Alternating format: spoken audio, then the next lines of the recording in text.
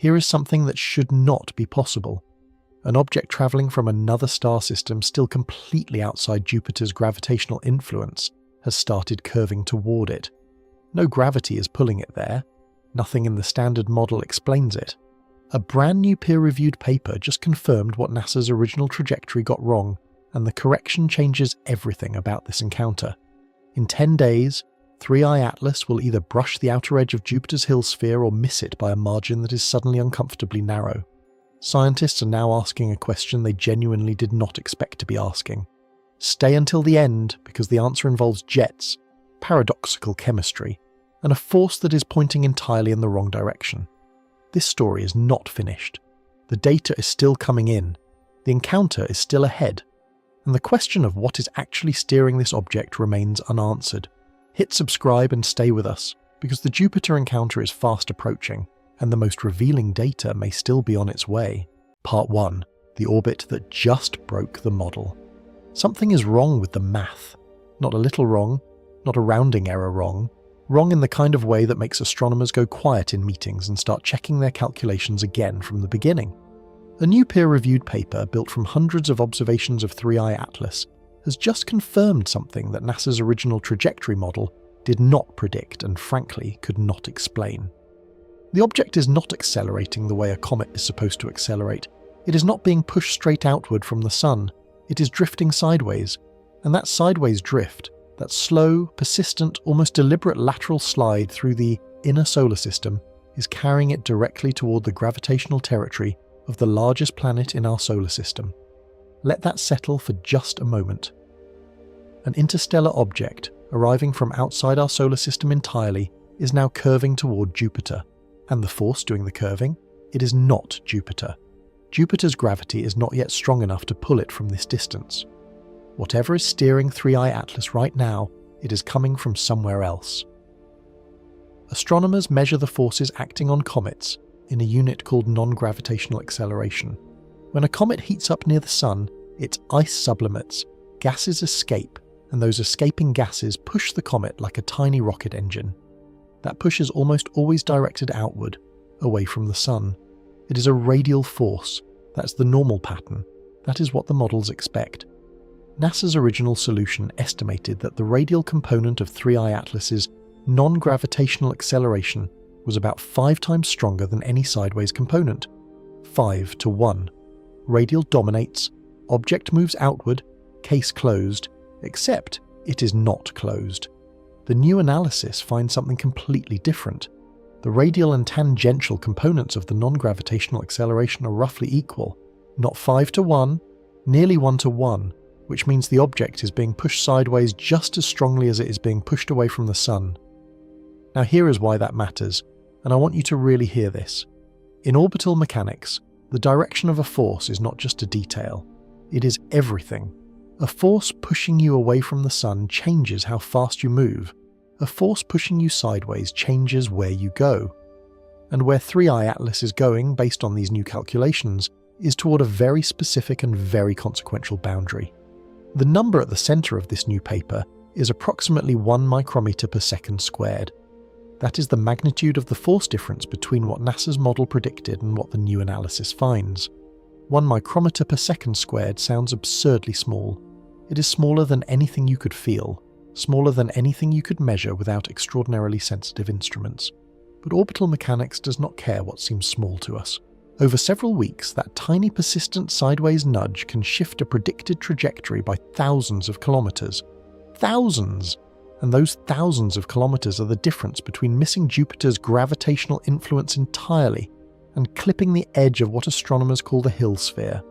The Hill sphere is the region around Jupiter where Jupiter's gravity is the dominant local force, overriding even the sun's pull. It is not a physical boundary you can see or touch. It is a mathematical surface, a threshold, a line in space where the rules change. Jupiter's Hill sphere has a radius of roughly 53 million kilometers. That is a big target, cosmically speaking. And according to the new calculations, 3i Atlas is headed roughly in that direction. In approximately 10 days from when this analysis was published, 3i Atlas will either clip the outer edge of Jupiter's Hill sphere, or it will miss it by a narrow margin. Scientists who thought this trajectory was essentially solved are now watching a very different scenario unfold. The original model treated the orbit as locked in. The new paper suggests the force model driving that solution was incomplete, which means the trajectory itself was incomplete. And here is the question that is now sitting at the centre of every conversation about this object. How did an interstellar visitor, still outside Jupiter's gravitational pull, begin drifting toward it? What force is doing this? Is it something we understand, something we have seen before in other comets, something that can be explained by ice and gas and rotation, or is it something else?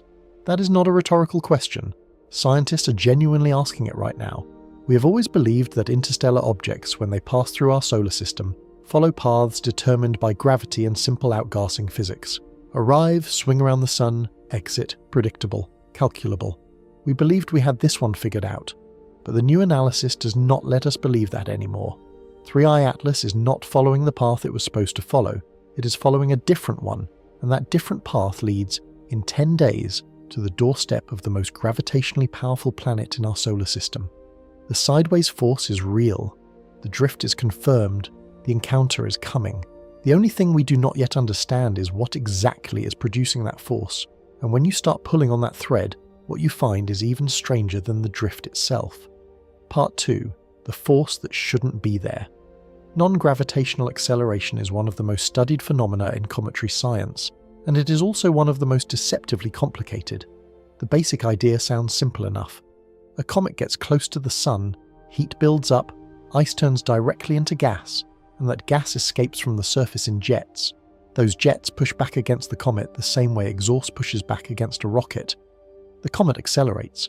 You measure the acceleration, you subtract out everything gravity is doing, and whatever is left over is your non-gravitational component.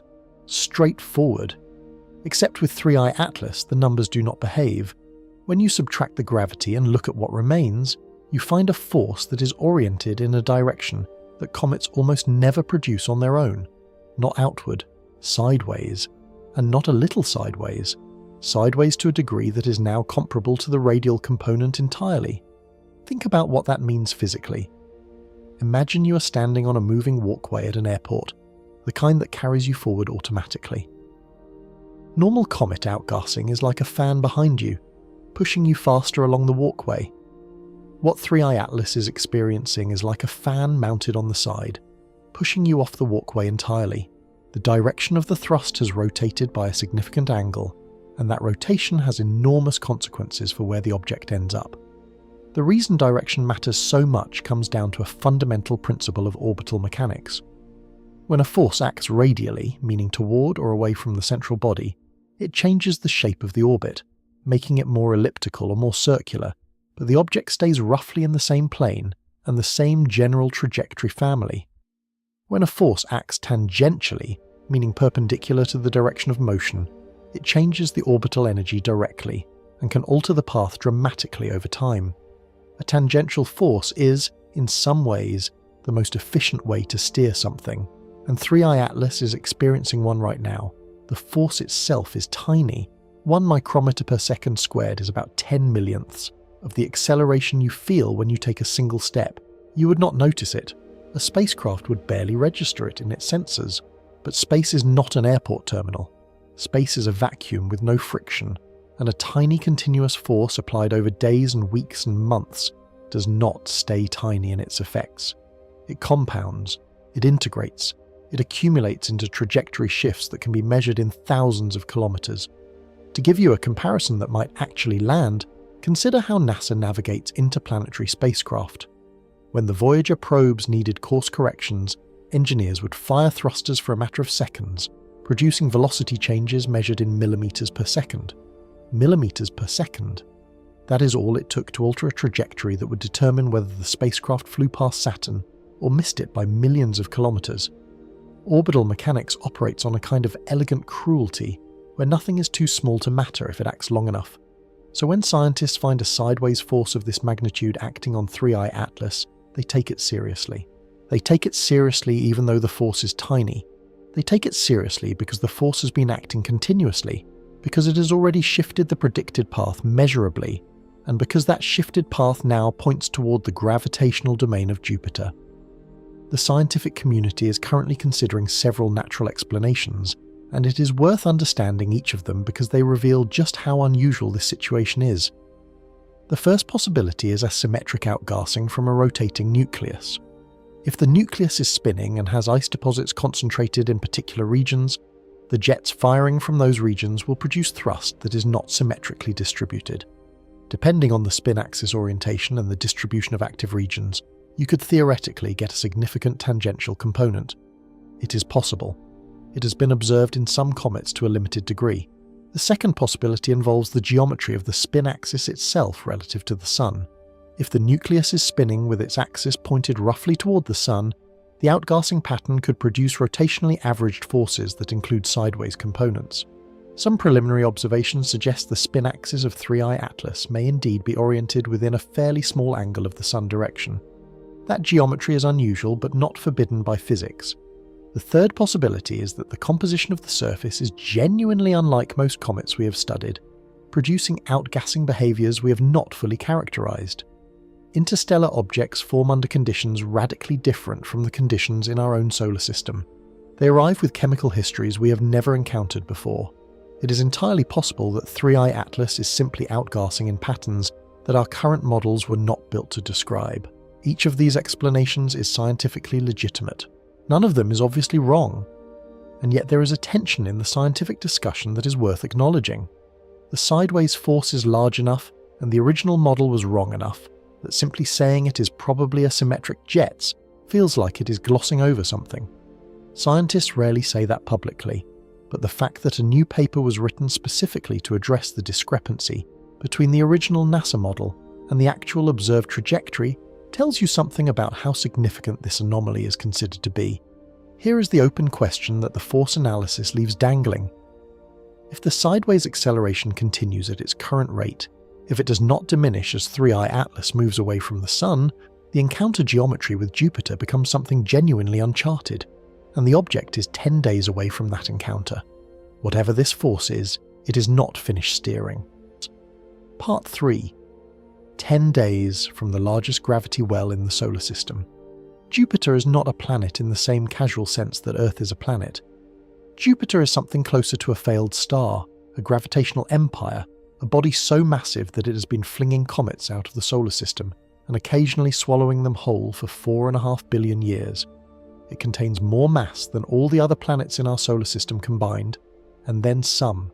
Its gravitational reach is proportional to that mass, extending far beyond anything you might intuitively expect. The Hill sphere of Jupiter, the region where Jupiter's gravity dominates over the Sun's, extends approximately 53 million kilometers from the planet's center. To put that in perspective, the distance from Earth to the Moon is about 384,000 kilometers. Jupiter's Hill sphere is roughly 138 times that distance. It is an enormous region of gravitational authority, and 3I Atlas is, according to the new calculations, heading toward its outer boundary. At the edge of that boundary, the escape velocity from Jupiter's gravitational influence is approximately 2.2 kilometers per second. That sounds manageable until you consider that 3I Atlas is traveling through the solar system at tens of kilometers per second relative to the Sun. The object is moving far too fast to be captured. Everyone agrees on that point. The physics does not allow Jupiter to simply grab this object and hold on to it. What is possible, and what makes this encounter so scientifically significant, is something more subtle. When a fast-moving object passes near a massive body without being captured, what happens is a gravitational deflection.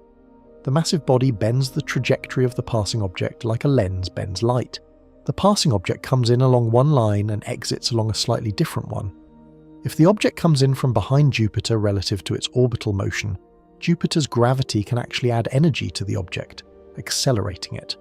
If it approaches from the other direction, it can lose energy. This is the same principle that space agencies use to slingshot spacecraft through the solar system, and it works regardless of whether the passing object is a probe we built or a lump of ice from another star system. The critical factor is how close the approach is and at what angle it occurs. Even a passage that skims the outer edge of the Hill sphere, far from Jupiter itself, can produce a measurable deflection in the outbound trajectory of 3I Atlas through interstellar space. Not a large deflection, not the kind you would notice on a human scale, but measurable. And measurable matters enormously when you're trying to determine where this object came from and where it is going. Think of it this way. 3I Atlas arrived from interstellar space following a hyperbolic trajectory determined by its origin conditions and the Sun's gravity. When it exits our solar system, it will follow a new hyperbolic trajectory determined by everything that happened to it here. Every gravitational nudge it received, every outgassing episode, every force that acted on it, all of that will be encoded in its exit vector. Astronomers studying its departure path can work backward from that vector to understand what happened during the encounter. A Jupiter deflection would be a significant chapter in that story, and here is where the sideways drift becomes critically important again. The original trajectory model, the one NASA produced before the new paper, placed the object's path far enough from Jupiter that the encounter would have been gravitationally insignificant. The new analysis changes that. The sideways drift has shifted the predicted path enough that the encounter geometry is no longer trivial. Whether 3I Atlas clips the Hill sphere boundary or misses it, the margin is now narrow enough that the difference matters. Astronomers are currently watching something that happens extraordinarily rarely. An interstellar object, an actual visitor from another star system, is about to have a close encounter with the solar system's gravitational giant. The last interstellar object we confirmed, 1I/Oumuamua, passed through without any major planetary encounters of note. The second one we found, 2I/Borisov, similarly did not come near any of the giant planets closely enough to produce interesting dynamics. 3I Atlas is different, and the sideways force is what made it different. In 10 days, the encounter geometry will be resolved by observation. The predicted path will either hold or it will not, and if it does not, if 3I Atlas exits along a trajectory that differs significantly from current predictions, the scientific community will have to grapple with the possibility that this object is still doing something that the models are not capturing. The jets are the leading natural explanation for what that something might be, but the jets, it turns out, have their own story to tell. Part 4. The jets that may be steering it. Astronomers using high-resolution imaging have found something remarkable on the surface of 3I Atlas, or rather, something remarkable coming off it. There are jets. Not one jet, not a random spray of gas and dust, but 3 distinct, apparently symmetrically spaced jets emerging from the nucleus of the object. 3 jets, separated by roughly equal angular intervals, firing in a pattern that looks almost too organized to be coincidental. The word symmetrical tends to catch attention in this context, and understandably so. Symmetry in nature often indicates underlying structure or process. 3 evenly spaced jets on a small icy body, moving at interstellar speeds, is not what you might imagine when you picture a dirty snowball tumbling through space.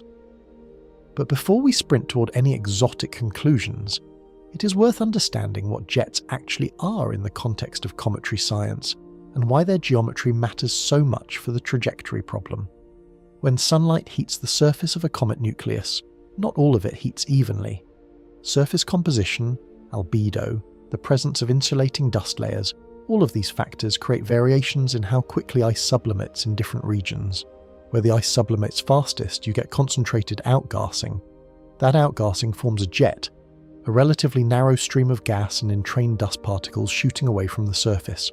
In many comets, a small number of localized active regions produce most of the observable outgassing, and those regions create identifiable jets that can be tracked over time. 3I Atlas appears to have 3 such regions, and they appear to be active simultaneously. Observations also suggest that the nucleus rotates with a period of approximately 7.1 hours. That is not especially unusual for a small body. Cometary nuclei have rotation periods ranging from a few hours to several days. 7.1 hours puts 3I Atlas somewhere in the middle of the known distribution. What matters enormously, though, is the orientation of the spin axis. Preliminary data suggests the spin axis of 3I Atlas is pointed within roughly 20 degrees of the direction of the Sun. That is nearly pole-on relative to the Sun, meaning the nucleus is spinning somewhat like a top that is facing the Sun rather than lying on its side. That geometry produces a very specific outgassing pattern. As the nucleus rotates, the active jet regions sweep around in circles, but because the rotation axis points toward the Sun, those circles are oriented in such a way that the resulting average thrust has a significant component perpendicular to the radial direction. In plain terms, the spin geometry of this nucleus could naturally produce a sideways push. The jets fire, the nucleus rotates, the thrust vectors average out over each rotation cycle, and the net result is an acceleration that points partly sideways rather than purely outward. This is a known phenomenon in cometary science. It is called the Yarkovsky-O'Keefe-Radzievský-Paddock effect in a related context, a non-gravitational acceleration due to anisotropic outgassing in another. The physics is well understood. What is unusual is seeing it this pronounced, this clearly, and with this degree of symmetry in the jet distribution. Astronomers identify jets in imaging data using a technique called image subtraction, where you take a raw observation of the comet, model what a smooth, featureless coma would look like at that brightness, and subtract it out. What remains after the subtraction shows you the structures, the jets, the streamers, the asymmetries that deviate from a smooth distribution. The three jets on 3I Atlas appear clearly in these subtracted images, and their columnated, narrow structure suggests they are coming from specific localized sources rather than being diffuse emission across the entire nucleus. There is, however, a complication worth mentioning, because nothing about this object is straightforwardly simple. The degree of symmetry in the jet spacing is unusual.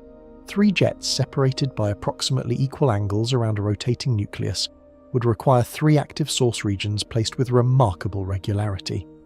Nature does produce regular structures, certainly. Crystalline materials, regular fracture patterns, repeated geological processes can all generate spatial regularities. But three evenly spaced outgassing sources on a 2.6 kilometer wide lump of interstellar ice and rock is a configuration you would not necessarily expect to find by pure chance. It is the kind of thing that makes careful scientists quietly double-check their image processing. It is also the kind of thing that makes less careful commentators say words that careful scientists prefer not to say out loud. The jets are almost certainly the dominant contributor to the sideways non-gravitational acceleration. The geometry works, the rotation period is consistent, the spin axis orientation, if confirmed, would make the whole picture cohere. And yet the anti-tail associated with this object adds yet another layer to a story that keeps getting stranger with each new observation. Part 5. The anti-tail that refuses to behave. Let us talk about the anti-tail because it deserves its own careful look, and because it is the kind of feature that, once you understand what it actually is, makes you realize just how active and complex this object truly is. Most people, when they picture a comet, imagine the tail pointing away from the sun. That is the ion tail, driven by the solar wind, always streaming outward in the anti-solar direction.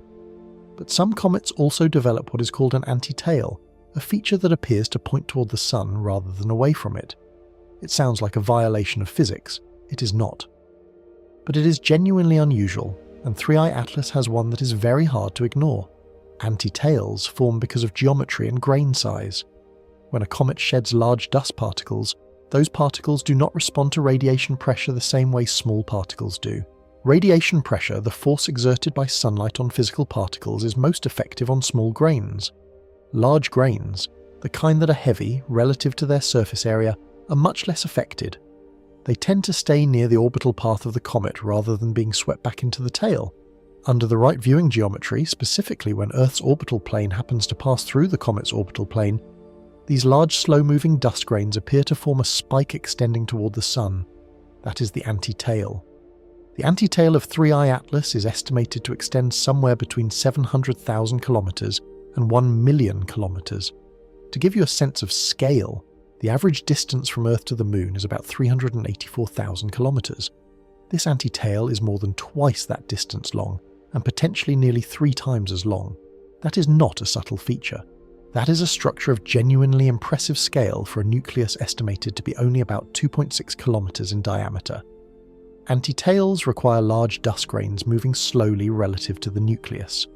That means the object has been shedding heavy material, not just light gases and fine dust, but substantial particulate matter that accumulated near its orbital path. The persistence of the anti-tail structure, which some observers note appears more stable over time than typical anti-tails, suggests there may be an unusually dense reservoir of large grains in the debris cloud surrounding this nucleus. Now here is where things get interesting from a dynamics perspective.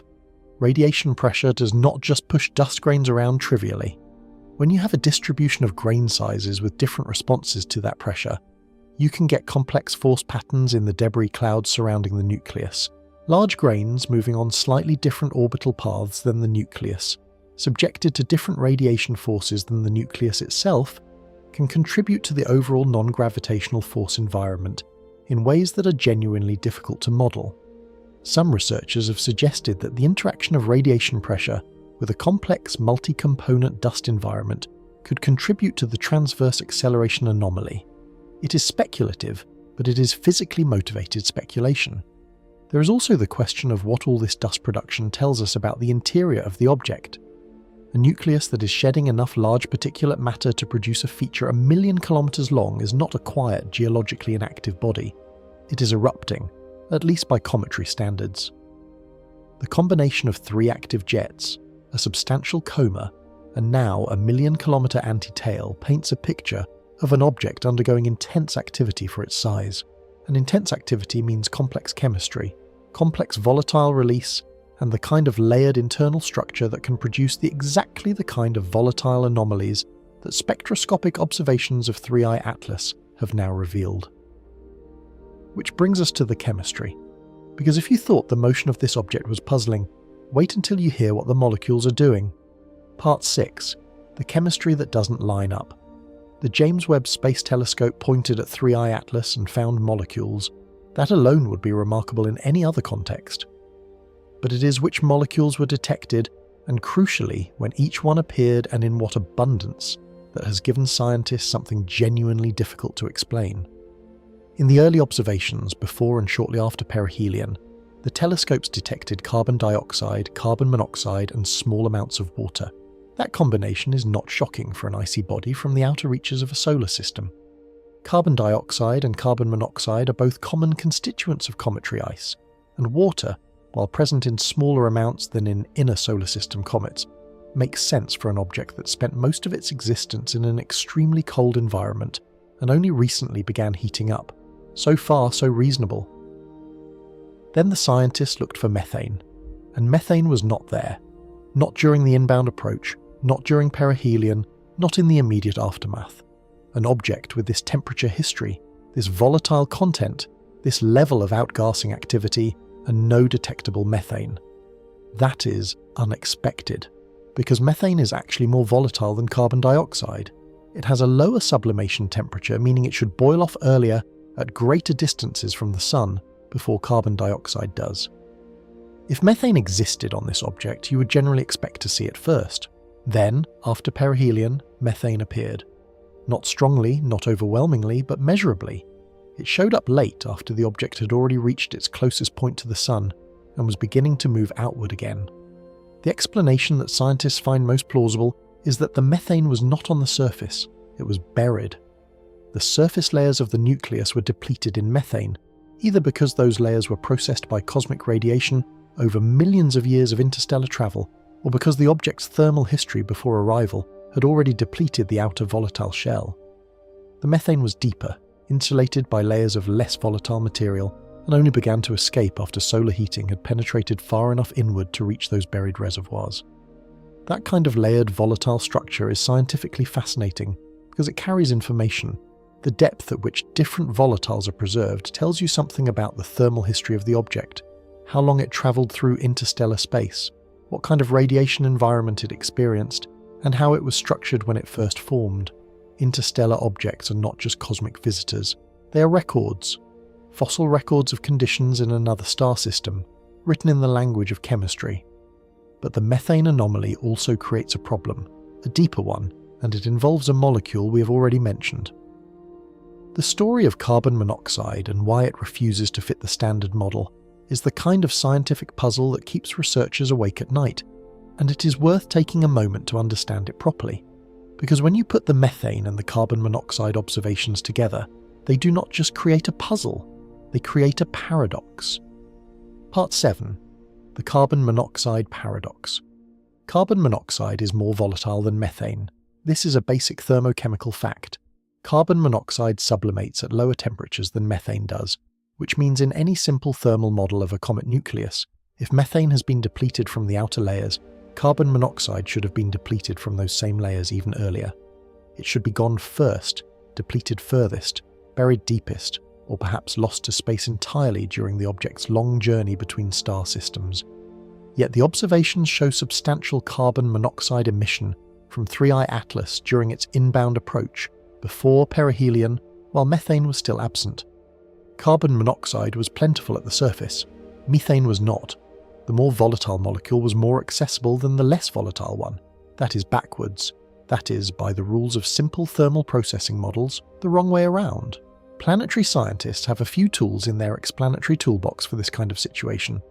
The first is the concept of heterogeneous internal structure.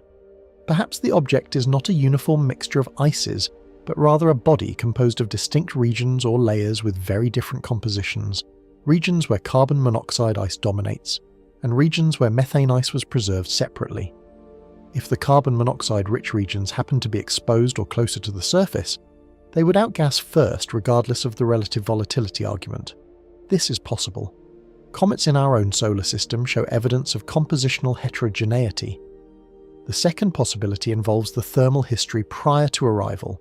If the object spent an extended period in a region of its origin system that was cold enough to preserve carbon monoxide but warm enough to slowly process methane ice over millions of years, you could end up with a surface depleted in methane but retaining significant carbon monoxide. The exact temperature window for this scenario is narrow, but it is not physically prohibited. The third and perhaps most intriguing possibility is that the object's chemical makeup reflects formation conditions in a region analogous to our own Kuiper belt. Some Kuiper belt objects in our solar system show unexpectedly high carbon monoxide emissions compared to what simple thermal models predict. The mechanisms producing this are still debated. If 3I Atlas formed in the Kuiper belt equivalent of another star system, it might carry similar chemical quirks, not because it is exotic, but because cold outer disk chemistry is genuinely complex in ways we are still working out. What makes 3I Atlas scientifically valuable is precisely this kind of contradiction. Every interstellar object we have detected so far has carried chemical information that does not perfectly match our templates. 1I/Oumuamua showed no detectable outgassing at all despite exhibiting non-gravitational acceleration. 2I/Borisov was chemically more comet-like than Oumuamua, but still showed some surprises. 3I Atlas appears to be the most active and chemically rich interstellar visitor yet, and it is generating the most detailed and the most confusing dataset. The carbon monoxide paradox does not prove that 3I Atlas is something other than a natural body. Every anomaly here has a natural explanation available, even if that explanation requires some additional complexity. But together, the CO paradox, the methane delay, and the overall volatile ratios do suggest that this object formed under conditions significantly different from those that shape the comets we know best. And if it is a natural body unlike anything in our own solar system, then perhaps the classification question itself is worth reopening. Part 8. Is it really a comet at all? The word comet is a category we invented based on objects we found in our own solar system. When early astronomers named comets, they were looking at bodies from our sun's Oort cloud and Kuiper belt, objects formed in the same protoplanetary disk as the Earth and Jupiter, processed by the same sun, constrained by the same gravitational architecture. The classification made sense in that context. A comet is a small icy body that develops a coma and tail when it approaches the sun. Simple enough. 3I Atlas has a coma, it has tails, it shows outgassing. By the observational criteria, it is a comet. But there is an increasing unease among scientists about whether applying that label fully captures what we are actually looking at. The object arrived from outside our solar system, formed around a different star, under different conditions, potentially in a very different kind of planetary system. Calling it a comet feels a bit like calling a completely alien ecosystem a forest, just because there are tall things growing in it. The classification debate matters not just semantically but practically. The models we use to predict comet behavior, to estimate outgassing rates, to calculate non-gravitational accelerations, all of those models are built from observations of solar system comets. When we apply them to 3I Atlas, we are extrapolating, and the extrapolation is producing residuals. The trajectory model was wrong. The chemical ratios do not fit standard templates. The jet geometry is unusual. Each individual deviation can be explained, but the accumulation of deviations suggests the extrapolation may be systematically failing. Some researchers have proposed comparing 3I Atlas not to typical Jupiter family comets or Oort cloud comets, but to the more exotic small bodies of our own outer solar system. Kuiper belt objects are in many ways more analogous candidates. They form in cold, distant regions. They have high carbon monoxide and carbon dioxide content relative to water. They show unusual surface processing patterns due to cosmic ray bombardment over very long timescales. If 3I Atlas formed in the Kuiper belt analogue of another planetary system, it might be expected to behave more like our Kuiper belt objects than like our typical comets. The mechanism by which interstellar objects arrive in our solar system is itself informative here. The leading explanation is that they were ejected from their home systems during giant planet migration events. When a Jupiter-mass planet moves inward through a protoplanetary disk, it scatters enormous numbers of icy planetesimals outward. Some escape the system entirely and enter interstellar space.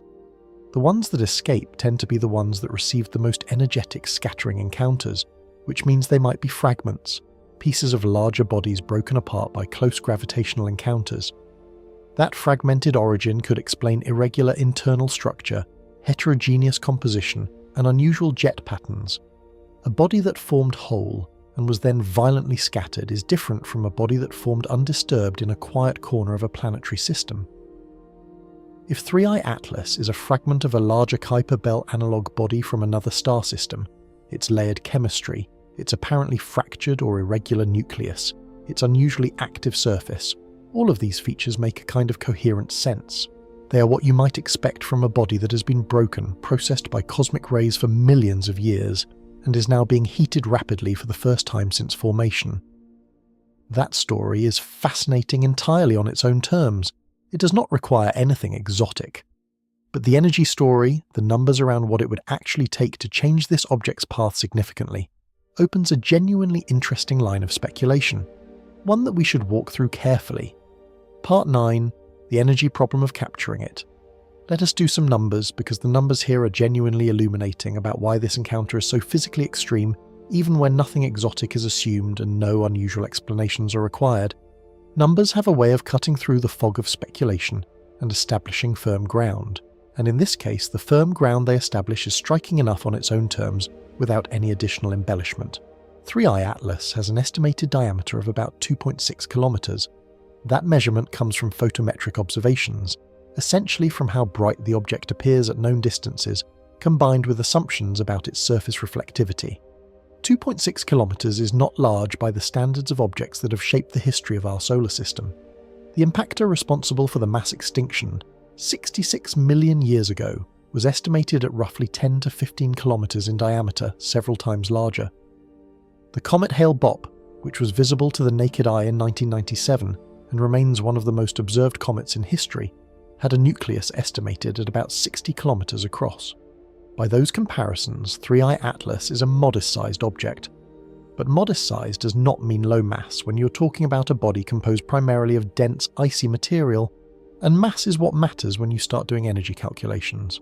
If 3I Atlas is mostly composed of water ice and similar low-density icy materials, which is the standard assumption for cometary bodies, and the one most consistent with its observed outgassing behaviour, its bulk density would be somewhere in the range of 500 to 600 kilograms per cubic metre. That is roughly half the density of water, which makes intuitive sense for a porous, loosely consolidated icy body. Applying that density to a sphere 2.6 kilometers in diameter gives a mass of approximately 9.2 billion tons. 9.2 billion tons, written out in scientific notation, that is roughly 9.2 times 10 to the power of 12 kilograms. That is a substantial object. Not enormous by astronomical standards, not the kind of body that would cause a mass extinction if it impacted Earth, but substantial. The kind of mass that, once you start multiplying it by velocities measured in kilometers per second, produces energy numbers that become difficult to contextualize without careful comparison. 3I Atlas is currently moving through the solar system at tens of kilometers per second relative to the Sun. The exact figure depends on where in its trajectory you measure and how you account for the Sun's own motion, but the order of magnitude is firmly in the tens of kilometers per second range. Its velocity relative to Jupiter specifically, which is the relevant quantity for understanding the encounter dynamics, requires accounting for Jupiter's own orbital velocity of approximately 13 kilometers per second around the Sun. The geometry of the approach matters too, since the relative velocity vector depends on the angle at which 3I Atlas crosses Jupiter's orbital path. Working through the geometry gives a relative velocity that is also large, comfortably in the range that makes gravitational capture by Jupiter essentially impossible under any realistic natural scenario. To understand why, you need to understand what gravitational capture actually requires physically. Capture is not just a close approach. A close approach can happen and the object can still escape, swinging around the massive body and departing along a modified hyperbolic trajectory, which is exactly what will happen with 3I Atlas. Actual capture, the kind that results in a bound orbit, requires that the object's total energy relative to the capturing body become negative. In practical terms, this means the object's velocity relative to Jupiter must be reduced below the local escape velocity at every point along its trajectory. At the distance of 3I Atlas's closest approach, that escape velocity sets a firm upper limit on how fast the object can be moving if Jupiter is to hold on to it. For 3I Atlas, with its interstellar excess velocity on top of a normal solar system hyperbolic trajectory, the velocity change required to achieve capture would be approximately 58 km per second. 58 km per second of delta V. That is an enormous number. For comparison, the velocity change required to send a spacecraft from low Earth orbit all the way to Mars is roughly 4 km per second. Sending something to Jupiter from Earth requires roughly 6 km per second. Capturing 3I Atlas into Jovian orbit would require nearly 10 times the velocity change needed to travel from Earth to Jupiter in the first place. The kinetic energy associated with changing the velocity of 9.2 billion tons by 58 km per second works out to approximately 10 to the power of 22 joules. Let us spend a moment with that number because it deserves careful attention. The entire annual energy consumption of human civilization on Earth, every joule burned in every power plant, every car, every factory, every home on the planet, across an entire calendar year, amounts to roughly 6 times 10 to the power of 20 joules. The energy required to capture 3I Atlas into Jupiter orbit would be approximately 100 times humanity's total annual energy budget. Not 100 times the energy of a single power plant, 100 times everything. Delivered not over a year, but essentially instantaneously, to a single 9.2 billion ton object moving through space at interstellar velocities. The scale of what natural gravitational capture would require is not merely impractical. It is so far beyond any mechanism available in this encounter that the question does not even remain meaningfully open. Capture is not happening. Jupiter does capture comets occasionally, and it is worth being precise about how those captures differ from the scenario involving 3I Atlas, because the distinction is instructive. When Jupiter captures a solar system comet, the comet in question is already moving at velocities broadly comparable to Jupiter's own escape velocity at the point of closest approach. These are objects born in our solar system, gravitationally processed over millions of years by interactions with the outer planets, their orbital energies gradually modified by repeated gravitational encounters until they end up on trajectories that make capture by Jupiter energetically accessible. The process can take an enormous amount of time. The famous comet Shoemaker-Levy 9, which broke apart and impacted Jupiter in 1994 in one of the most dramatic astronomical events of the 20th century, had been gravitationally bound to Jupiter for an estimated 20 to 30 years before its discovery, and possibly much longer before that. It did not arrive from interstellar space and get captured in a single pass.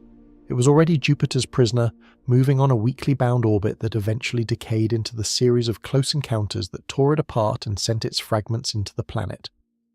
3I Atlas shares none of those conditions. It is not a solar system comet with a long history of gravitational processing by our outer planets. It is a hyperbolic visitor arriving with kinetic energy far in excess of what Jupiter's gravity can overcome. It has no prior gravitational relationship with Jupiter. It has no prior gravitational relationship with our solar system at all. It arrived from interstellar space on a trajectory determined entirely by its ejection conditions from whatever system it originated in, and the gravitational influence of our Sun during its inbound journey. Jupiter cannot break it. The encounter will be a deflection, a gravitational bend in the road, and then 3I Atlas will continue outward and eventually leave our solar system entirely, carrying whatever it learned from its brief passage through our cosmic neighborhood.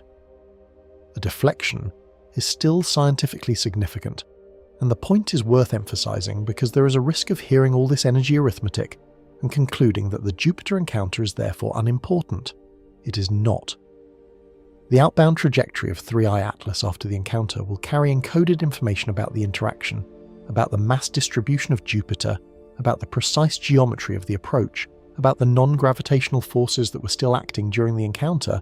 Detailed measurements of that trajectory will allow astronomers to characterize the interaction with a precision that will serve as a benchmark for understanding future interstellar object encounters with giant planets.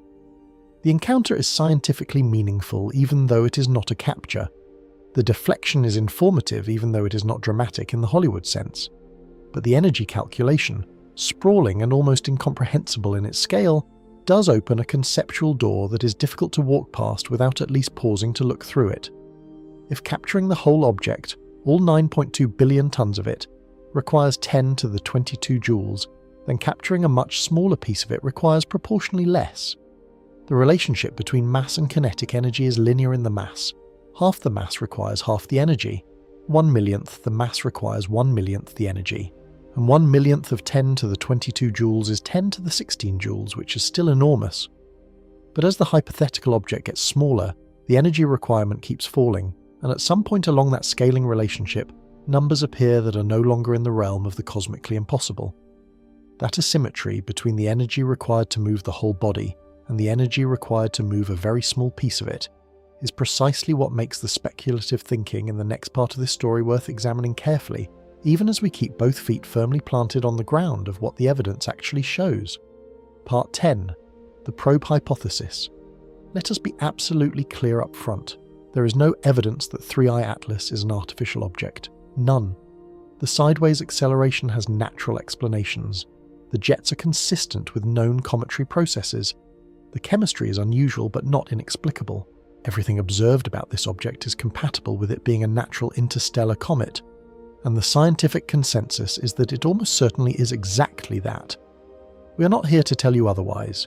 We are here to think carefully, and thinking carefully sometimes means following an idea to its logical edge, even when that edge looks a little uncomfortable from the outside. So let us walk through a speculative scenario, clearly labelled as the thought experiment it is, the way good science communication should, and see what the numbers actually say when you let them run. Suppose, hypothetically, that a very small object, say 10 tons, were to separate from 3I Atlas during or near the Jupiter encounter. Not 10 billion tons, not the whole nucleus, 10 tons. The kind of mass that would be completely invisible in current observations, lost entirely in the noise of a coma that extends hundreds of thousands of kilometers from the nucleus. The energy required to alter the trajectory of a 10-ton object by 58 kilometers per second. The delta V needed to go from a hyperbolic interstellar flyby trajectory to something gravitationally bound to the Jovian system is approximately 10 to the power of 13 joules. 10 to the 13 joules. For comparison, that is roughly the energy released by a large conventional bomb. A big one, certainly, but a conventional one. Something humans have been capable of producing for the better part of a century. Now compare that to the energy required to capture the entire body of 3I Atlas, all 9.2 billion tons of it, into Jovian orbit. That number, as we calculated earlier, is approximately 10 to the power of 22 joules, 100 times humanity's total annual energy consumption. The difference between capturing the whole object and inserting a 10-ton payload is not a factor of 2 or 10 or 100. It is a factor of roughly 1 billion. The energy scales are so radically different that they essentially describe two entirely separate physical problems. One is impossible by any realistic natural or technological mechanism operating in this time frame. The other is, at least in principle, not. Natural comet fragmentation is common. This is not a controversial point. Comets split apart all the time, and they do so for completely mundane reasons. Tidal forces from gravitational encounters can stretch and break a nucleus. Internal pressure from outgassing building up beneath a sealed surface layer can cause sudden explosive fragmentation. Thermal stress from rapid heating can crack an object that spent millions of years at temperatures close to absolute zero. 2I/Borisov, the second interstellar object ever confirmed, showed signs of fragmentation during its passage through our solar system. Comet Shoemaker-Levy 9, which most people remember as the object that impacted Jupiter in 1994, famously broke into more than 20 distinct fragments during a previous closed Jupiter encounter, years before the final impact. Fragmentation near Jupiter is not an exotic scenario. It is a historically documented one.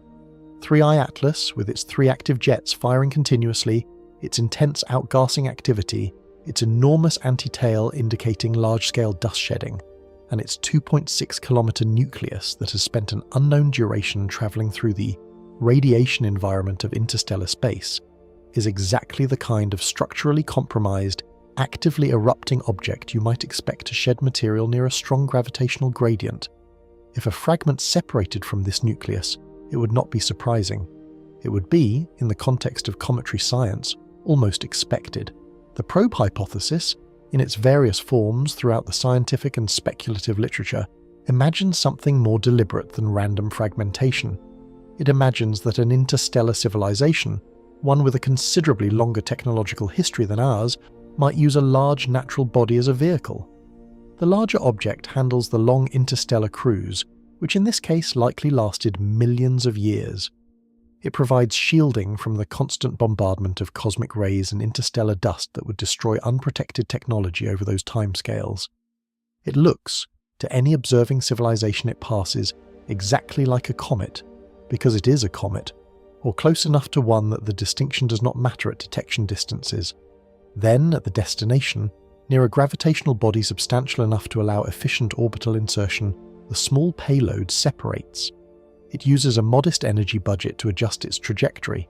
It enters a stable orbit around a system that happens to contain several liquid water oceans beneath icy shells. And then it does whatever it was sent to do. It is an elegant concept in the abstract, genuinely elegant. The engineering logic is sound in the sense that every individual component of the scenario is physically permissible. Long-duration interstellar travel on a natural carrier body, check. Gravitational insertion using minimal energy near a giant planet, check. The Jovian system as a destination, given Europa, Ganymede and Callisto and their subsurface oceans, check. You could write a very compelling science fiction novel around exactly this scenario, and several people probably have. But we want to be precise about what this is and what it is not. There is absolutely no evidence this is occurring. We are not detecting anomalous radio signals from the direction of 3I Atlas. We are not observing any unexpected separations or trajectory discontinuities that would indicate a payload deployment. The non-gravitational acceleration, unusual as it is in its sideways component, has physically motivated natural explanations rooted in outgassing dynamics and spin-axis geometry. Nothing in the data requires invoking technology. Nothing. This is a thought experiment dressed in orbital mechanics, and it should be held at exactly that level of seriousness. Interesting to consider, not evidence of anything. What the thought experiment does, and why it is genuinely worth having despite its speculative nature, is reveal something true and important about this encounter that gets lost in the technical details. The Jupiter flyby of 3I Atlas is, regardless of what is producing the sideways drift, a cosmological threshold moment, an object that formed around another star, that travelled through interstellar space for what may have been millions or even hundreds of millions of years, is about to interact gravitationally with the most powerful planet in our solar system. That interaction will be measurable. The outcome will be recorded. It will change what we know about how interstellar objects behave when they encounter giant planets, and that knowledge will shape how we interpret every interstellar object encounter that follows. And it arrives at a moment when our instruments are better than they have ever been. Our tracking networks are more sensitive. Our spectroscopic capabilities are more refined. Our ability to measure tiny trajectory deviations, the kind that reveal force anomalies like the sideways acceleration that started this entire conversation, is at an all-time high. We are not watching this encounter blind the way we would have been even 20 years ago. We are watching it with the best eyes humanity has ever pointed at the sky. The real question, then, is not whether 3I Atlas is a probe. Almost certainly it is not. The real question is whether we are intellectually and instrumentally ready for what the data from this encounter is going to tell us, whatever that turns out to be. Because sometimes the most important discoveries do not arrive as dramatic revelations.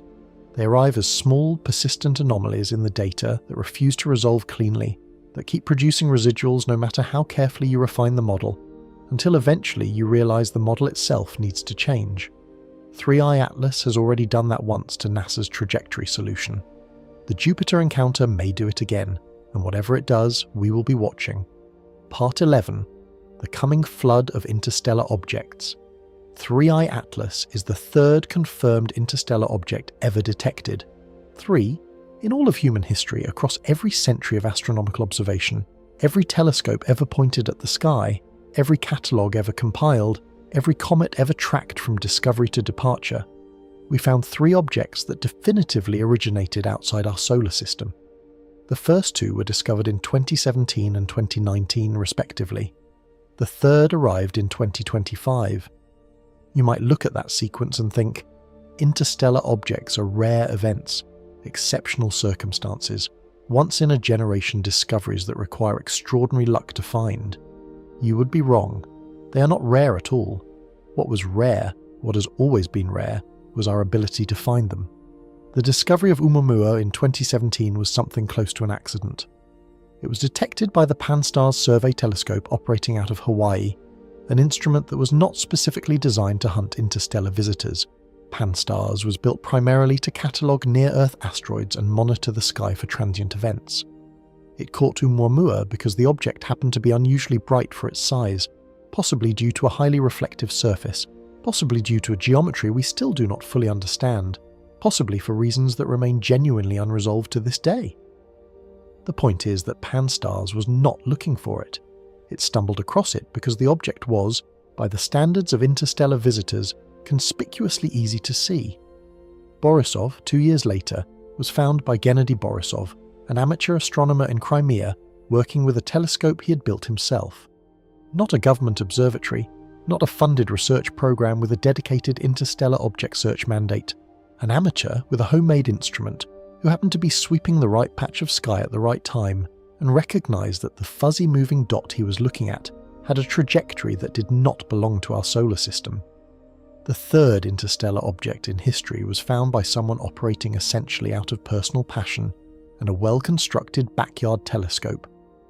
3i Atlas was caught by the Atlas Survey System, the Asteroid Terrestrial Impact Last Alert System, another wide-field sky patrol designed primarily to give early warning of potentially hazardous near-Earth objects.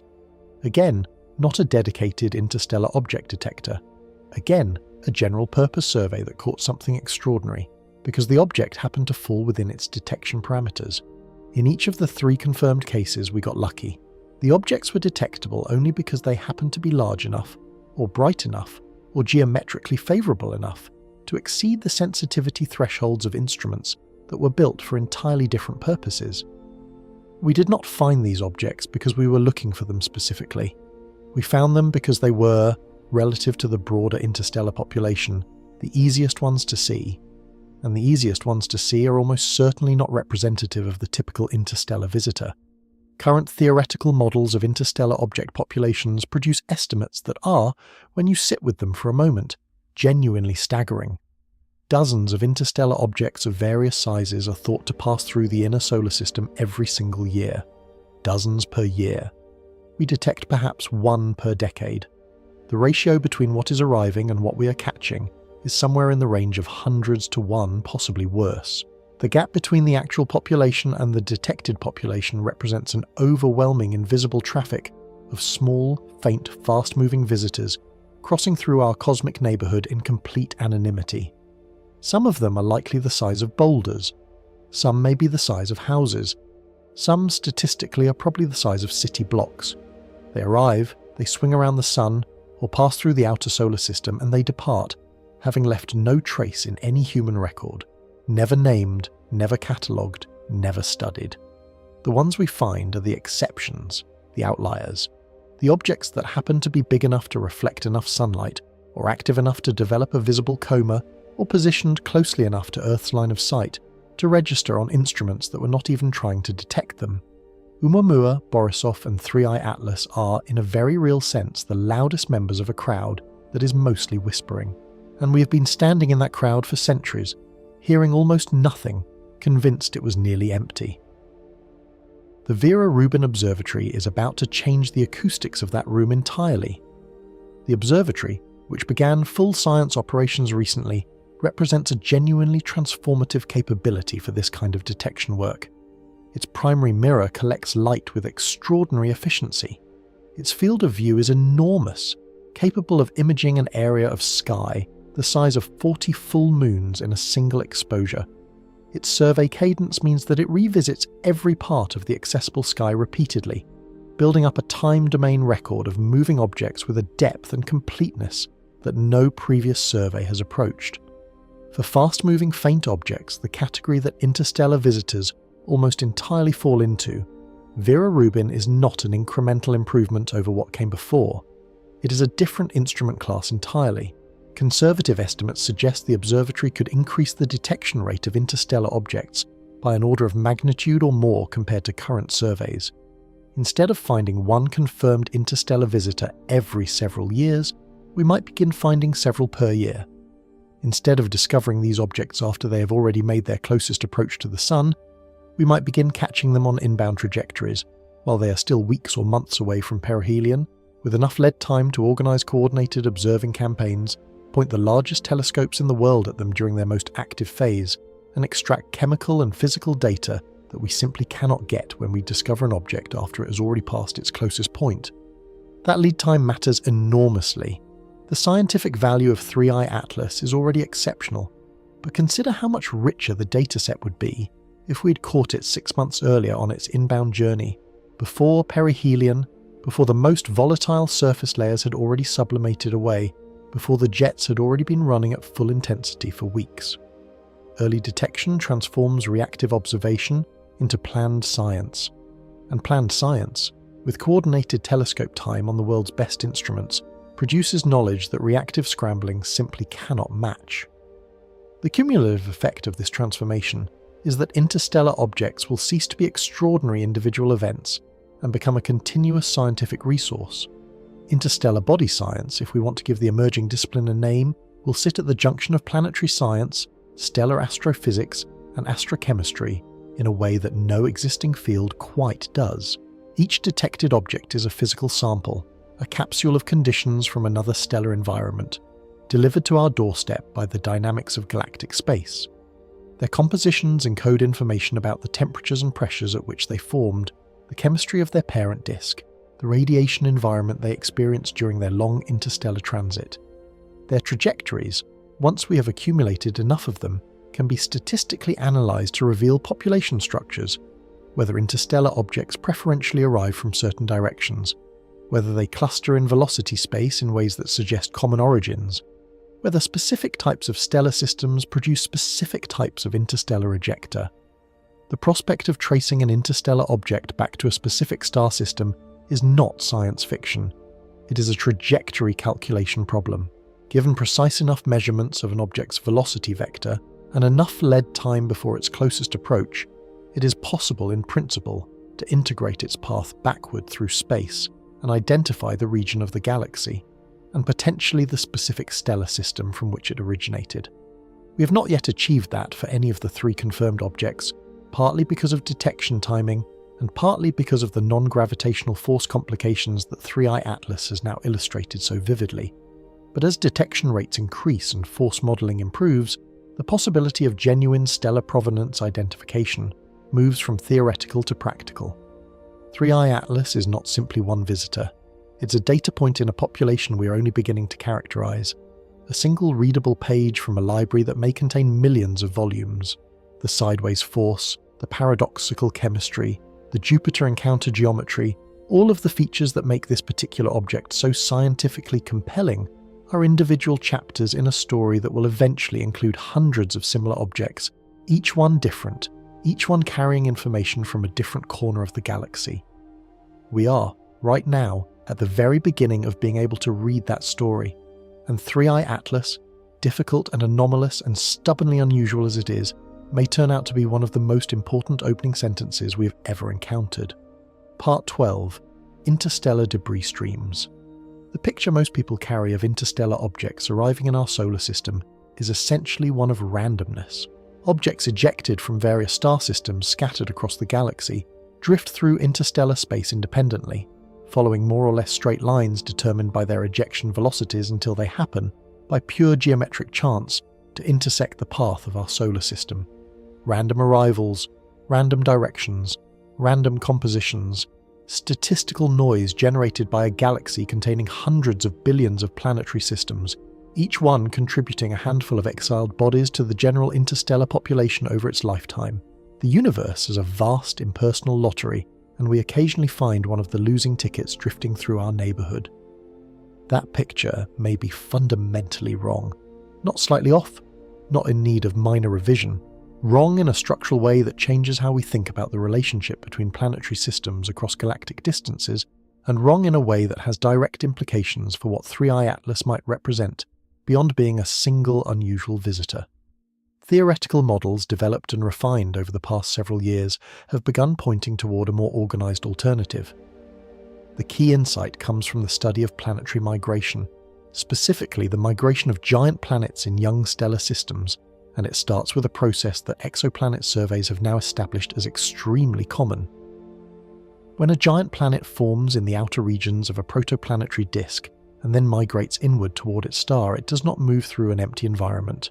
It moves through a disk populated by enormous numbers of smaller icy bodies, planetesimals, the raw material of planets that never quite made it to full planetary status. As the giant planet moves, its gravitational influence sweeps through this population like a hand dragging through sand. The result is not a gentle reshuffling, it is a catastrophic dispersal. A single major planet migration event can scatter enormous numbers of small bodies into interstellar trajectories over a timescale that is short by astronomical standards, perhaps a few million years from start to finish. The numbers involved are genuinely difficult to visualize. Theoretical estimates suggest that a single migrating giant planet can eject trillions of small bodies over the course of its migration, sending them streaming outward from the system at velocities ranging from a few kilometers per second to tens of kilometers per second, depending on the specifics of each gravitational encounter. Trillions of objects, each one carrying a frozen chemical record of the conditions in that protoplanetary disk, launched into interstellar space over a period of a few million years. Now here is where the random picture breaks down. Those trillions of ejected bodies do not instantly disperse uniformly in all directions like gas expanding into a vacuum. They leave the system in a distribution of velocities and directions that is constrained by the geometry of the migration event, the mass of the planet, the structure of the disk, the orbital dynamics of the ejection encounters. That constrained distribution means the objects form something that behaves, at least for an extended period, like a coherent stream.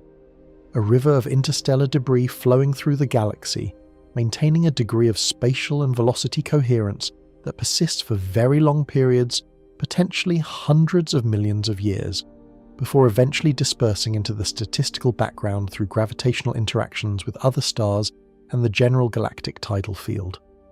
The implications of this are significant enough that they deserve to be stated plainly. If streams of interstellar debris exist, and the theoretical case for them is increasingly well developed, then the arrival of interstellar objects in our solar system is not uniformly random. There are dense regions and sparse regions. There are moments when our solar system's path through the galaxy intersects a stream and the arrival rate spikes, and moments when we're travelling through relatively clear interstellar space and detections are rare. The apparent randomness of individual detections masks an underlying structure that operates on timescales of millions to hundreds of millions of years. If our solar system is currently passing through such a stream, or through the dispersed outer edges of one, the observational signature would be exactly what we appear to be seeing.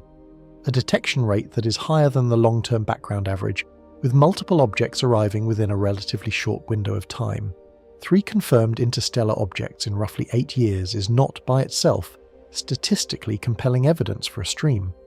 The sample size is too small, and the detection biases are too poorly characterized to draw strong conclusions.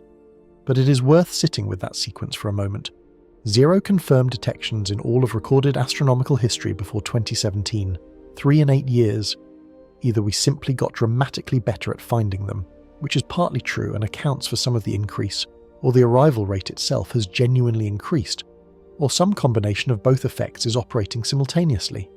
The question of whether Oumuamua, Borisov, and 3i Atlas share any common physical or chemical characteristics is one that researchers are actively and carefully examining. If they came from the same stellar system or from the same planetary disk formation environment, you would expect to find similarities encoded in their chemistry, the same carbon isotope ratios, similar nitrogen to oxygen proportions, overlapping volatile combinations reflecting common formation temperatures, chemical fingerprints essentially, that link objects to their origins the way isotope ratios in meteorites link them to specific parent bodies in our own solar system. The 3 objects detected so far are chemically different enough from each other that no stream hypothesis has been confirmed from composition alone. Oumuamua showed no detectable outgassing at all, making chemical characterization essentially impossible with current instruments. Borisov was relatively comet-like in its composition, with water being the dominant volatile and carbon monoxide present at levels broadly consistent with known cometary populations. 3I Atlas is showing something different again, with its paradoxical carbon monoxide to methane ratios and its delayed volatile release patterns. 3 objects, 3 apparently distinct chemical profiles. That diversity points more readily toward independent origins than common ancestry. But the sample size here is 3. Drawing population-level conclusions from 3 objects is the astronomical equivalent of trying to characterize an entire ocean by tasting 3 cups of water drawn from different locations. You might find that the cups taste different and conclude the ocean is chemically heterogeneous. You might be right. You might also be sampling 3 cups from 3 different rivers that all drain into the same ocean. The data is not yet sufficient to distinguish between these interpretations, and that insufficiency is itself one of the most important arguments for accelerating the development of detection and characterization capabilities. Future spectroscopy, particularly with instruments of the caliber of the James Webb Space Telescope and its successors, will be the decisive tool. Isotope ratios are especially powerful here because they are not easily altered by the physical and thermal processes that change volatile abundances. The ratio of carbon-12 to carbon-13, or deuterium to ordinary hydrogen, reflects conditions in the molecular cloud from which a star and its planetary system formed. Objects from the same stellar system, or from systems that formed in the same molecular cloud region, should share isotopic signatures that objects from unrelated stellar environments would not. If future detections of interstellar objects reveal clustering in isotopic space, the case for debris streams and common origins becomes very strong indeed. The stream concept carries implications beyond just chemistry. If our solar system is currently passing through a region of elevated interstellar debris density, the detection rate should remain elevated for the duration of that passage. Elevated could mean years, it could mean decades, it could mean centuries, depending on the geometry and scale of the stream structure.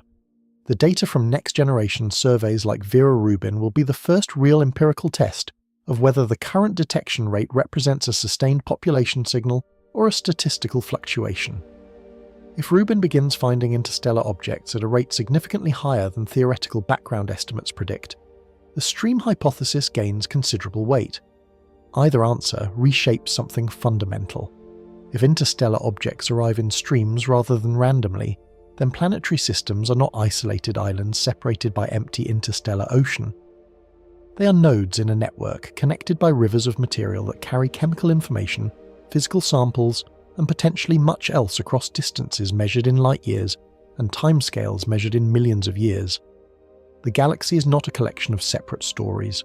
It is one interconnected story, told in frozen chemistry and orbital dynamics, with chapters arriving in our solar system at irregular intervals, waiting to be read by instruments sensitive enough to detect them, and minds patient enough to understand what they are saying. 3I Atlas may be one such chapter. The question of which book it belongs to is one we are only now developing the tools to answer. Part 13. AI is now predicting asteroid orbits. Orbital prediction sounds like a solved problem. It genuinely does.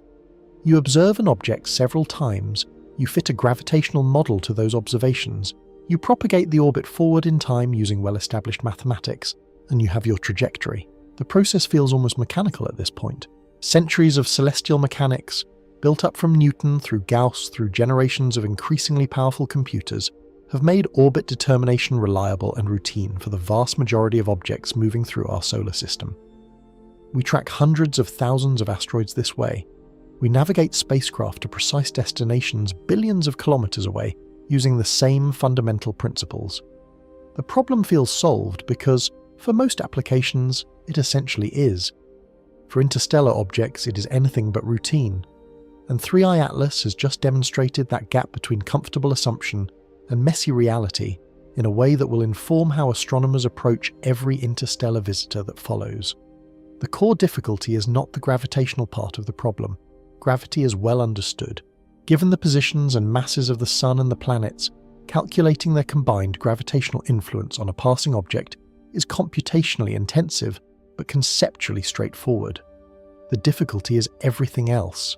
The non-gravitational forces, the outgassing thrusts generated by sublimating ice, the radiation pressure from sunlight acting on dust grains and irregular surfaces, the complex rotational dynamics of a tumbling asymmetric nucleus, the thermal lag between when a surface is heated and when it actually sublimates.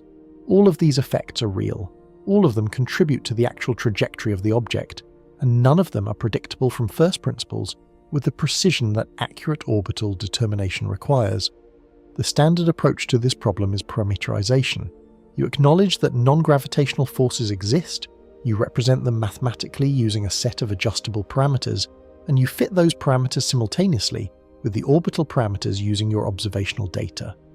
The most commonly used framework, developed by Brian Marsden and colleagues decades ago, represents non-gravitational acceleration as a combination of radial, tangential, and normal components scaled by a function that describes how outgassing intensity varies with distance from the Sun. It works reasonably well for solar system comets, where the framework was developed and calibrated against a large historical database of observed objects. For an interstellar object arriving with unknown composition, unknown rotation state, unknown surface structure, and potentially unusual outgassing behavior, applying this framework requires assumptions that may not hold. 3i Atlas showed us this problem unfolding in real time, and it is worth being precise about what happened because the details matter. NASA's initial trajectory solution used a force model with parameters consistent with typical cometary behavior, a radial non-gravitational component significantly larger than the tangential component, matching the general pattern seen in most solar system comets. That model produced a trajectory prediction. That trajectory prediction placed the object's path at a distance from Jupiter's Hill sphere that made the encounter gravitationally insignificant. Case closed, trajectory solved, move on. Then a new analysis was performed using a larger set of observations accumulated over a longer baseline. With more data came better constraint on the force parameters, and the better constrained solution found something different. The radial and tangential components were comparable in magnitude.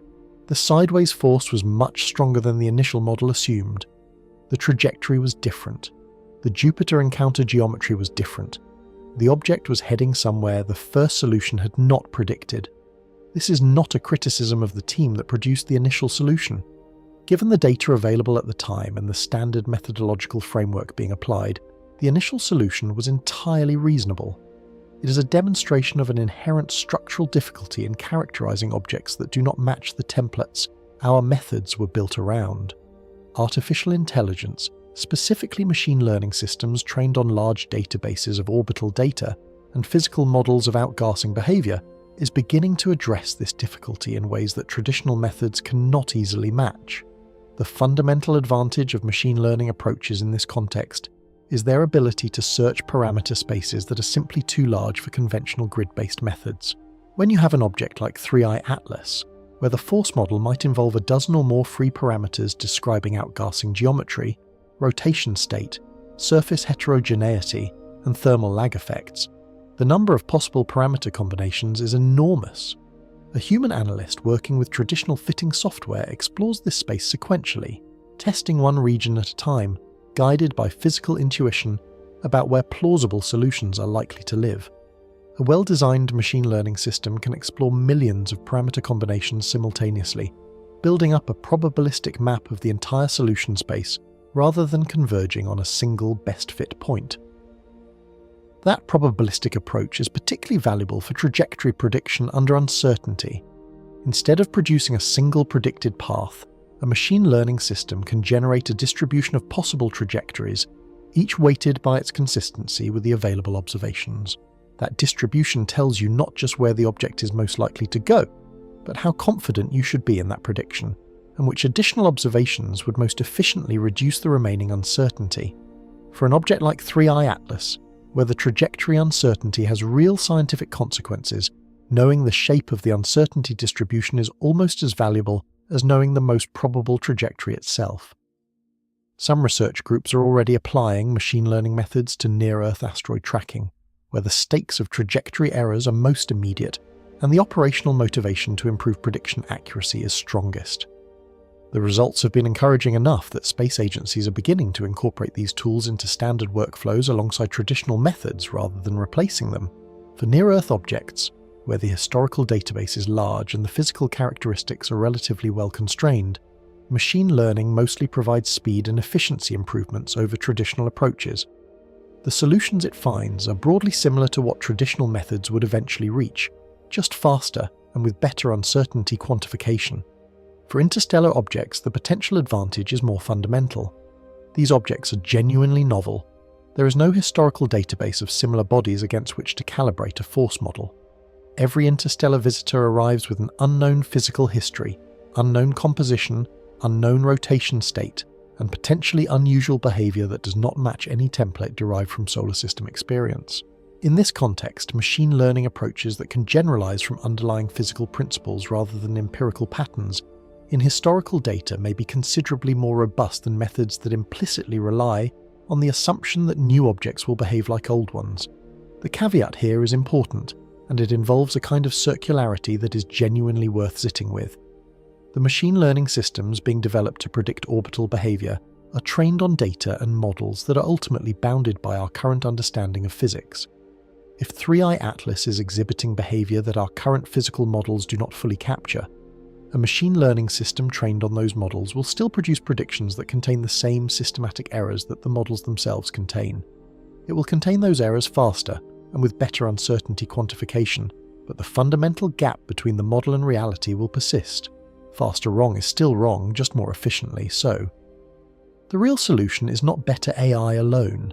It is better AI paired with genuinely improved physical understanding of how highly active, compositionally unusual interstellar bodies actually behave. That improved understanding requires more interstellar objects to study. More interstellar objects requires better surveys with greater sensitivity and sky coverage. Better surveys generate richer data sets. Richer datasets allow more sophisticated machine learning models to be trained. More sophisticated models produce better trajectory predictions and better anomaly detection, which helps identify the objects most worth intensive follow-up study, which generates better physical understanding, which improves the models further. The loop is beginning to close, and the closing of that loop represents one of the most exciting methodological developments in solar system science in decades. 3I Atlas is sitting right at the gap in that loop, at the place where current methods meet their limits, and the need for improvement is most visible. The sideways force anomaly that the new paper identified is precisely the kind of residual signal that a more sophisticated force model and a better trained machine learning system should, in principle, have caught earlier. The fact that it required a dedicated reanalysis with an expanded dataset to surface the anomaly tells you something about where the current methods fall short. It also tells you something about the value of continued observation. Every additional data point on 3I Atlas tightens the constraints on the force model, reduces the trajectory uncertainty, and adds to the training database that will help us do better with the next interstellar visitor and the one after that. The object is, among its many other roles in this story, a live tutorial in the limits of what we currently know and the direction we need to grow. Part 14. Jupiter's Hidden Ocean Worlds. We have spent a considerable amount of time in this story talking about Jupiter as a gravitational actor, a massive bending lens capable of deflecting an interstellar visitor and reshaping its exit trajectory through the galaxy. That framing is accurate as far as it goes. Jupiter's gravitational influence is real, it is dominant within its Hill sphere, and the encounter geometry currently unfolding with 3I Atlas is scientifically significant precisely because of that gravitational power. But reducing Jupiter to a gravitational tool, a convenient mechanical device in an orbital mechanics story, misses something important about what Jupiter actually is, and why its neighbourhood has become one of the most scientifically charged regions in the entire solar system. Jupiter is not just a gravitational bully, it is a system. a complex, layered, gravitationally active system governing a collection of moons that have, over the past few decades, completely rewritten our assumptions about where in the universe life might be possible. And 3i Atlas, whatever it turns out to be, is about to pass through the outer reaches of that system at a moment when our understanding of its potential for biology is more developed and more genuinely exciting than at any previous point in the history of planetary science. Europa is where most people start when they talk about the Jovian moons, and for good reason. Jupiter's fourth largest moon presents a surface that is, in geological terms, startling. The ice shell covering Europa is relatively young, geologically speaking, fractured and refractured by tidal stresses into a chaotic terrain of ridges, bands and chaos regions that suggest an active, mobile surface sitting above something that is not solid. Beneath that ice, maintained in liquid form not by proximity to the Sun, which at Jupiter's distance provides only a fraction of the heating Earth receives, but by the constant gravitational kneading of Jupiter's tidal forces, is an ocean, a global ocean. One that completely encircles the Moon rather than occupying a localized basin, potentially reaching depths of more than 100 kilometers in some regions. To put that depth in perspective, the average depth of Earth's oceans is about 3.7 kilometers. The deepest point, in the Mariana Trench, reaches nearly 11 kilometers. Europa's ocean may be more than 10 times deeper than our deepest ocean, containing roughly twice the volume of liquid water present on the entire surface of Earth, locked beneath an ice shell and heated from below by tidal flexing that drives hydrothermal activity along the ocean floor. We have not drilled into it. We have not sent a probe beneath the ice. We have not sampled a single molecule of that water directly. But everything we know about the conditions, liquid water, chemical energy from hydrothermal processes, the presence of organic chemistry in the broader Jovian environment, maps onto the conditions that support life in Earth's own deep ocean hydrothermal vent ecosystems. Those ecosystems, discovered only in the 1970s, host entire food webs of organisms that have never seen sunlight and do not require it. They live on chemical energy alone. Europa's ocean may be full of exactly the kind of energy sources those organisms use. Ganymede extends the story further, in some ways even more dramatically. Jupiter's largest moon, and the largest moon in the entire solar system, larger than the planet Mercury, appears to contain more liquid water than all of Earth's oceans combined. Its internal structure, inferred from magnetic field measurements and gravitational data collected by the Galileo spacecraft, and more recently by the Juno mission, suggests a layered architecture with a saltwater ocean sandwiched between layers of water ice at different pressures. Not ice on top and ocean below, the way Europa is structured, but a more complex stratified interior where the ocean is embedded within the body of the Moon, rather than sitting directly above a rocky seafloor. The astrobiological implications of that structure are less clear than Europa's, because the absence of direct contact between liquid water and rocky material reduces the likelihood of the kind of hydrothermal chemistry that makes Europa so compelling. But the sheer volume of liquid water present in Ganymede's interior is a number that resists easy dismissal. Callisto, the outermost of Jupiter's 4 large Galilean moons, rounds out the picture somewhat more quietly. It lacks the dramatic surface features of Europa and the magnetic complexity of Ganymede. It is heavily cratered, ancient-looking, geologically inactive at the surface, but measurements of its induced magnetic field suggest the presence of a conducting layer beneath its surface, consistent with a subsurface ocean of salty water, though the evidence is less definitive than for its siblings. 3 of Jupiter's 4 large moons, Europa, Ganymede and Callisto, show evidence consistent with global subsurface liquid water oceans. A 4th moon, Io, is so volcanically active due to tidal heating that liquid water cannot persist on or near its surface. But Io's volcanic activity is itself a reminder of how powerful Jupiter's tidal engine is and what it can do to the interiors of bodies in its gravitational grip. The transformation this represents in our thinking about habitability is worth pausing on. For most of the history of astronomy, the search for life was implicitly constrained to the habitable zone, the narrow band of orbital distances from a star where liquid water can exist on a planetary surface. Earth sits comfortably within our Sun's habitable zone. Mars is near the outer edge, Venus near the inner edge, and everything beyond Mars was generally considered too cold for biology. The discovery of Europa's ocean forced a conceptual expansion that the field is still absorbing. Liquid water, it turns out, does not require proximity to a star. It requires energy, and tidal heating can provide that energy at distances where sunlight is far too weak to do the job. The habitable zone around a star may be less important than the habitable conditions around a giant planet, and giant planets are extraordinarily common in the universe. This is the context in which 3I Atlas is approaching the Jovian system. An object from another star, carrying chemistry that formed in a completely alien environment, under conditions we have never directly sampled, is passing near 3 moons that may harbour liquid water oceans. The probability that 3I Atlas deposits any of its material in the Jovian system during this encounter is, to be clear, essentially zero. The object is moving on a hyperbolic trajectory that will not bring it anywhere near the moons themselves. Its closest approach to Jupiter will be far outside the orbits of even the outermost large moons. No material transfer is expected. No direct interaction between the object's chemistry and the Jovian moon system will occur. But the conceptual weight of the juxtaposition is not diminished by the physical distance. We have an object carrying frozen chemistry assembled around another star, potentially including amino acid precursors, complex organic carbon compounds, molecular structures that formed in a protoplanetary disk orbiting a sun we have never seen, and it is passing through the same gravitational neighbourhood as moons that might currently host living organisms. For scientists who spend their professional lives thinking carefully about whether life in the universe is a singular accident or a widespread phenomenon, that juxtaposition is not a footnote. It is a focal point.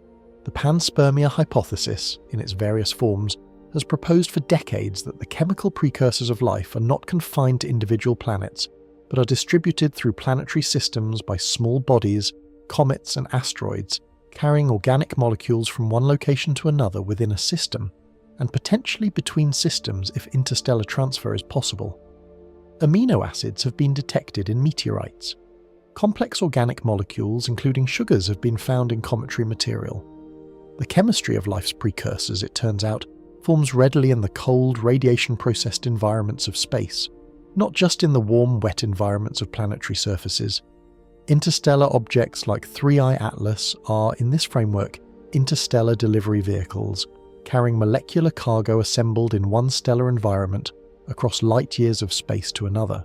The Jovian system, with its subsurface oceans and its tidal energy and its complex chemistry, is exactly the kind of destination that makes interstellar delivery conceptually interesting. Not because 3I Atlas will deliver anything to it during this particular encounter. It will not. But because the encounter illustrates something larger about the universe we inhabit, chemistry travels. It travels on comets within star systems. It may travel on interstellar objects between star systems. The molecular building blocks of life are not locked away on the surfaces of individual planets, waiting for exactly the right conditions to arise independently each time. They are mobile, they are distributed. They are, in a very real sense, already in transit across distances that make our entire solar system look like a small room in a very large building. 3I Atlas is one packet in that transit system, and the moons it is passing near may already contain, in their dark, cold oceans, evidence of where other packets have already arrived. Part 15. The real question. We're left with. Let us come back to where we started, because the arc of this story matters and because the full shape of it only becomes visible when you hold all the pieces together at once. Something is wrong with 3I Atlas, in the best possible scientific sense of the word, wrong. Not wrong in the sense of broken or fraudulent or the product of sloppy work.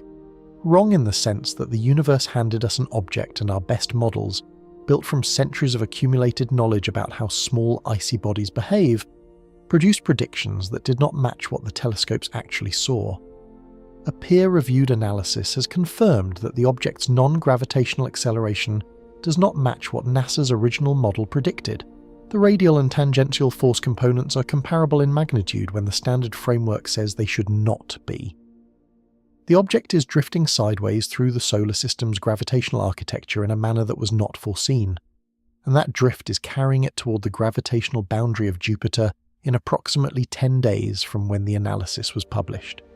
Now let us stack the anomalies together and look at the complete picture, because individually each one can be explained away, and it's only when you see them assembled in the same frame that their collective weight becomes apparent. The sideways acceleration is real and confirmed by independent analysis. The jets are observed, and there are 3 of them, apparently symmetrically spaced around the nucleus, on a body rotating every 7.1 hours with its spin axis oriented roughly toward the Sun.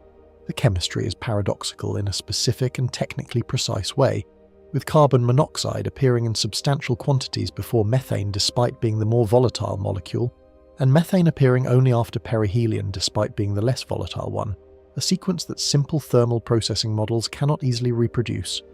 The anti-tail extends somewhere between 700,000 and 1 million kilometers from the nucleus, implying intense and sustained shedding of large dust particles from a nucleus estimated at only 2.6 kilometers wide. And the Jupiter encounter geometry, which NASA's original solution placed firmly in the category of gravitationally insignificant, is now close enough to the Hill sphere boundary that its outcome carries real scientific meaning. Every single one of these features has a natural explanation. Every single one, and this point deserves to be made clearly and without hedging, because the temptation in a story like this one is to let the accumulation of anomalies do rhetorical work that the evidence does not actually support. The sideways acceleration follows naturally from the jet geometry combined with the spin axis orientation. If 3 active outgassing regions are distributed around a nucleus rotating with its pole, pointed roughly toward the Sun, the rotationally averaged thrust vector will have a significant tangential component. The physics works.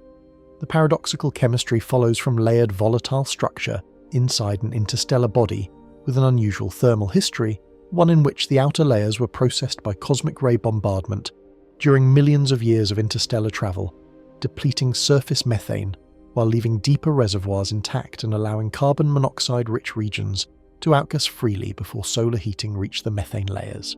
The anti-tail follows from the production of large, slow-moving dust grains that accumulate near the orbital path and appear to point sunward when Earth's viewing geometry aligns with the comet's orbital plane. The Jupiter encounter proximity follows directly from the force model used in the initial trajectory solution being incomplete, producing a predicted path that differed from the actual path by enough to change the encounter geometry from negligible to meaningful. When you examine each feature individually, you find plausible physics. Nothing requires invoking anything extraordinary.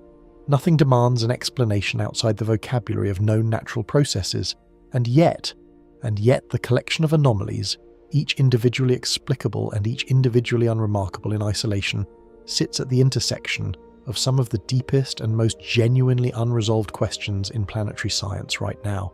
What are interstellar objects actually made of at a level of detail that goes beyond bulk composition to structural architecture and formation environment? How do they behave differently from solar system bodies in ways that our current models, calibrated on solar system experience, systematically fail to capture? What can their chemistry tell us about the conditions in which they formed, the temperatures and pressures and radiation environments of protoplanetary disks around other stars? How do they interact with our solar system's gravitational architecture when they arrive moving faster than any object born here and carrying physical properties unlike anything in our catalogue? 3i Atlas is not giving us clean answers to these questions.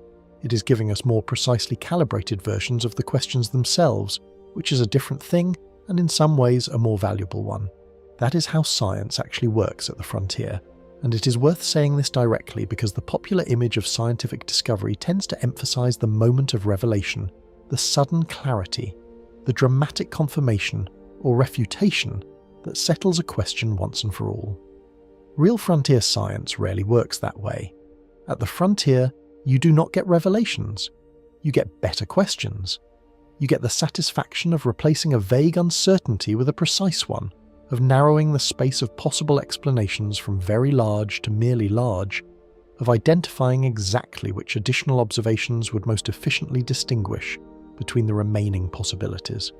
3i Atlas has made the question of interstellar object behavior more specific, more tractable, and more scientifically urgent all at once. That is not a small thing. That is in fact exactly what good science looks like when it is working properly. The Jupiter encounter will produce new data. The exit trajectory will be measured with high precision using the full array of tracking resources that modern astronomy can bring to bear on a problem of this significance. The chemical evolution of the outgassing already paradoxical in its volatile sequence, will continue to be monitored as the object moves away from the Sun and the heating environment changes. The jets will be imaged repeatedly, their activity levels tracked, their geometry constrained with increasing precision as the observing geometry evolves. Every observation made in the coming weeks and months will be compared against models, and those comparisons will either confirm the current understanding of what this object is and where it came from, or they will introduce new residuals, new anomalies, new places where the predictions and the reality diverge in ways that demand explanation. Either outcome advances the science. Confirmation builds confidence in the models. Divergence identifies where the models need to grow. We have always believed, or at least we have long operated as though we believed, that interstellar space was the void between stories. The empty, featureless distance separating one planetary system's history from another's, a barrier rather than a medium, a gap rather than a highway. The stars are islands, this picture suggests, each one surrounded by its own planetary system, each system evolving in isolation according to its own initial conditions and its own physical history, with no meaningful connection to the systems around it beyond the shared physics of gravity and nuclear fusion. On this picture, what happens around another star stays around another star. The universe is a collection of separate experiments running in parallel, each one sealed off from the others. What 3i Atlas suggests, with its layers of paradoxical chemistry, and its sideways drift and its coming encounter with the largest planet in our solar system, is that this picture is wrong in a fundamental way.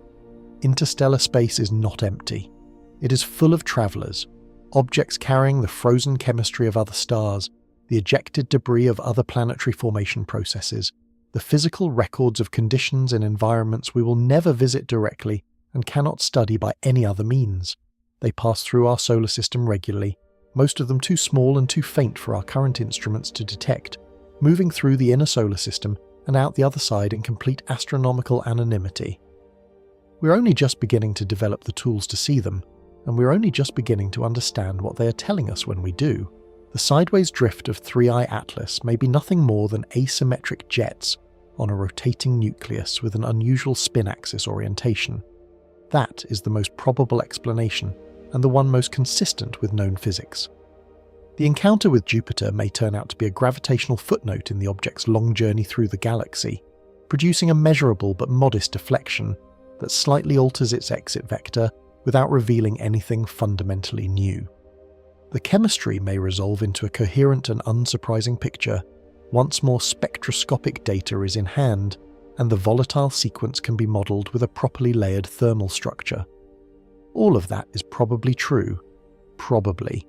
The word carries more weight than it might seem. But here is what is unambiguously true, what requires no probability qualifier and no hedging of any kind. We are right now, at this moment, watching a piece of another star system move through our cosmic neighbourhood. We are watching it respond to forces we are still learning to measure with models we are still learning to improve. We are watching it approach a planet that has been gravitationally sculpting the history of our solar system for 4.5 billion years, and we are watching it carry, frozen in its ice and locked in its molecular structure, information about a world we will never otherwise see, chemistry assembled under a sun we cannot visit, in a planetary system whose existence we can only infer from the object currently crossing our field of view. The small anomaly that refused to go away turned out to be a window. The sideways force that should not have been there, the force that broke the original model and sent astronomers back to their calculations, opened a view onto something larger than a single unusual comet. Through that window, if we are paying attention, and the evidence suggests that we finally, after all this time, are, we can begin to make out the true shape of the universe we inhabit, not a collection of isolated islands separated by empty distance. Something far more interconnected, far more active, and far more alive with travelling matter than we ever allowed ourselves to imagine. 3i Atlas is one message in that traffic. We are learning, slowly and carefully, and with appropriate scientific humility, how to read it.